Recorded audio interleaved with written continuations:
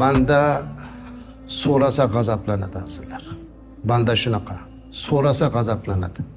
Lekin Robbimiz so'ramasa g'azablanadi azizlar. Qarang marhamatini.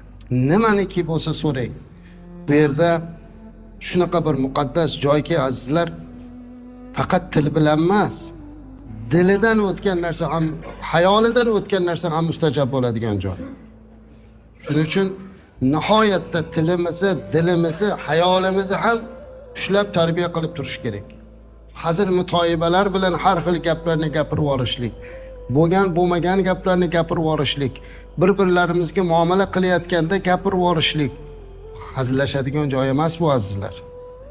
Biz buni juda ko'pini tajribamizda ko'rdik. Hazillashib bir gap gapirib qo'yib ham o'sha gapini mustajab bo'lib qolganini ko'rdik.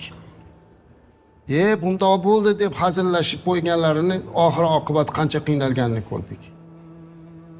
Shaytonga tosh otishga ketayotganda hazil qilib, men shaytonga tosh otib kelyapman, hozir shayton bilan ko'rishib kelaman deganlarni 3 kunlab izlab yurib topa olmaganimiz bo'ldi. Bunaqa demang, hazillashmang degan gaplarimizga ham quloq solmasdan hazillashib chiqib, zo'rg'a bir joylardan topib kelganlarimiz ham bo'ldi. Duolar qabuliyatini ham ko'ryapmiz. Shuning uchun azizlar bu yerda mana shunday turish kerakki, hatto ba'zi solihlar aytadilarki, Ka'ba yonida turib duoyim qabul bo'lmasmikin deb gumon qilish Allohning rahmatini kichik sanash debdilar. Duoyim qabul bo'lmasmikin deb qo'yishlik Allohning rahmatini kichik sanash azizlar. Allohning rahmati keng. Alloh bandalarning duosini qabul qilaman deb va'da berdi. Shuning uchun bu yerda duolar bilan mashg'ul bo'lishimiz kerak.